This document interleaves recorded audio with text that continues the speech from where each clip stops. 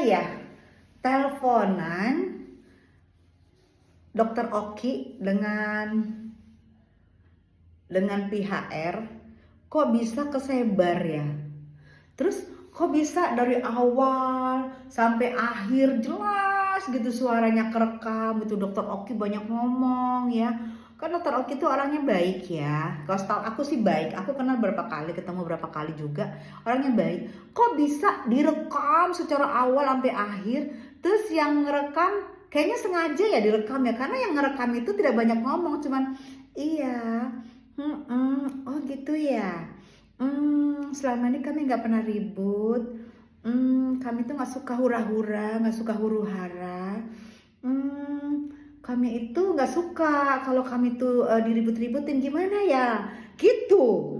Jadi kesannya yang nelpon nyerocos tuh kesannya tuh dokter banget nih, dokter Oki banget nih, wow, gitu kesannya ya. Terus dia cuman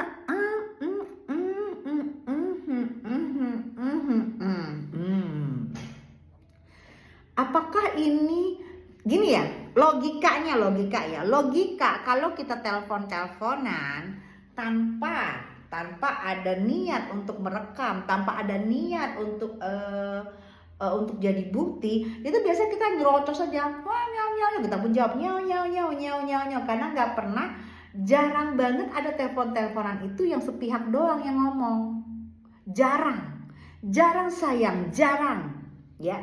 Biasanya yang ngomong itu dua belah pihak. Kok ini yang kedengeran cuma sepihak doang yang gitu. Hei Anda, berarti Anda sengaja ya merekam ya. Berarti Anda seperti menjebak ya. Kok sempat-sempatnya sih ngerekam, berarti ini sudah direncanakan ya.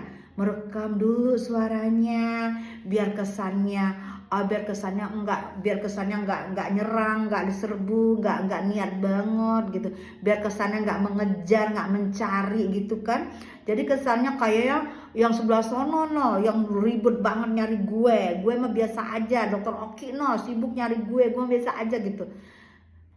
Aku nggak ngerti ya, apakah ada pasalnya jika kita telepon. Kita kan nggak tahu kalau teleponan ya, misalnya gue nelpon lu nih ya, gue nggak tahu kalau lu udah niat mau rekam suara gue nggak tahu gitu loh. Wah gue begini, ternyata lu diem, masa begitu, alim nah itu apakah ada pasal ya, aku nggak ngerti nih. Apakah ada pasal di saat kita merekam suara lagi teleponan dan kita tahu kita lagi teleponan, kita pura-pura jaim. Biar kesannya nanti kalau jadi bukti, kesannya gue ini orangnya alim loh, gue orang ini gak macem-macem loh, gue ini orangnya asik loh. Biar gitu kali ya kesannya ya. Aku juga bingung nih, gimana ya?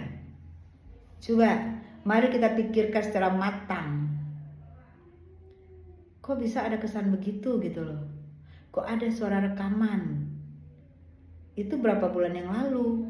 Berarti secara nggak langsung memang sudah direncanakan ya, mau merekam ya, memang sudah direncanakan ya. Aku tetap ya berpikiran bahwa ini adalah semuanya dalang. Aku tetap berpikiran pos aman. Aku tetap berpikiran dalang. Tetap dalang adalah dalangnya. Ya. Dalang yang paling berperan di sini. Jadi di sini kayak seperti jebakan Batman, jebakan Batman kalau aku bilang ya. Dalang yang sudah mensetel semua, dan kasihan Wayang ya. Wayang punya duit, dalang ngambil kesempatan. Karena dalang halu-halu Bandung say.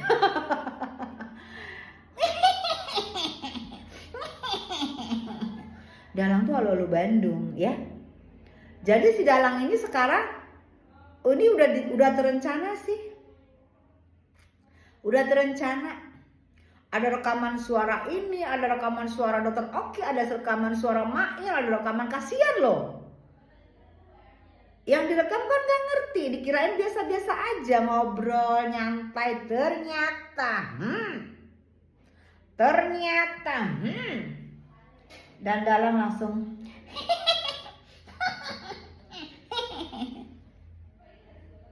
jahat banget sih lu, Lang. Bisa-bisanya ya lu sudah lu rencanakan dari bulan 2024, lu sudah merencanakannya. 2024 itu kejadian kan, sudah lu rencanakan.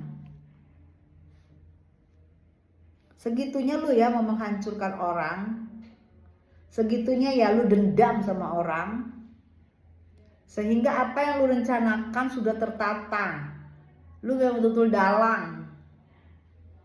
Kalau bahasa Sumatera Barat, dalang itu adalah gilingan. Tapi kalau bahasa dari Jawa, dalang itu ya otaknya dalang, otak segala macam itu namanya dalang. Dalam film perwayangan, dalang itu yang mengatur semua skenario. Wayang hanya memainkan. Dicampur dengan bahasa kami, bahasa Sumbar, giling-giling artinya dalang itu. Berarti dalang ini udah ada giling-gilingnya, say. Dia yang mengatur semua lalu lintas percakapan. Dia yang mengatur semua lalu lintas. Siapa yang mau lapor. Karena dalang sendiri punya juga kasus yang lagi naik lidik. Dalang gak mau sendirian. Dalang mau bikin perserikatan di dalam rame-rame, say. Rame-rame di penjerong. Biar dalang jadi ketua RT.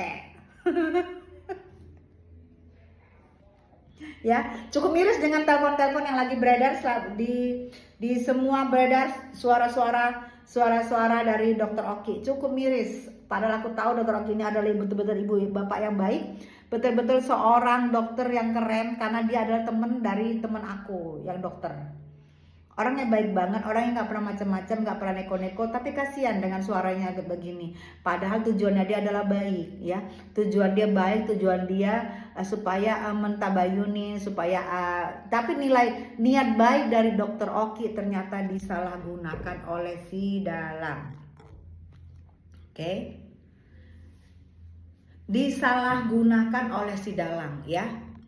Ini kok jadi turun naik udah kayak ini. Jadi di sini kalau aku melihat Dr. Oki juga ini adalah korban ya, seperti dikriminalisasi, didengarkan dulu apa omongannya, dipancing supaya ngomong, keluarlah namanya kita teleponan, nggak mungkin namanya telepon, nggak mungkin diem-dieman, namanya telepon, kita nggak bisa lihat muka orang, pasti suara. Kalau Dr. Oki bersuara gini-gini, hajar dalang langsung. Mendalang-dalangin ya, biar kesannya Dr. Oki yang mengejar, Dr. Oki yang mensetel, Dr. Oki yang ini, biar kesannya sebelah sana nih mafia skincare, tolong ditekom, tolong diancam pidana puluhan tahun.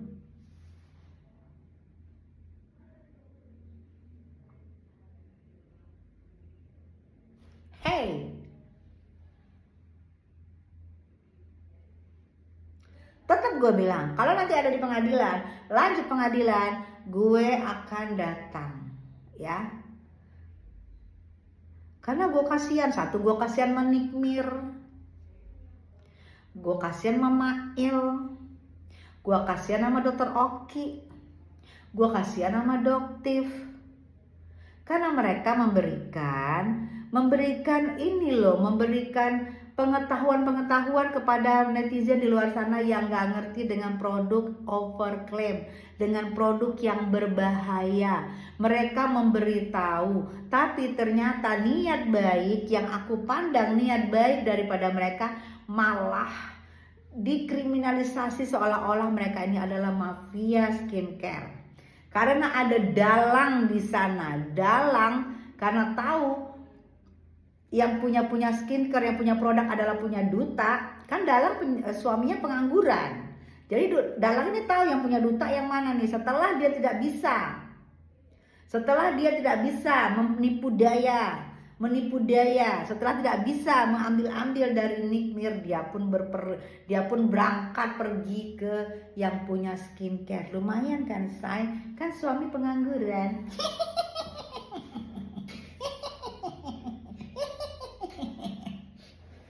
Jadi kayak kuntil Eka.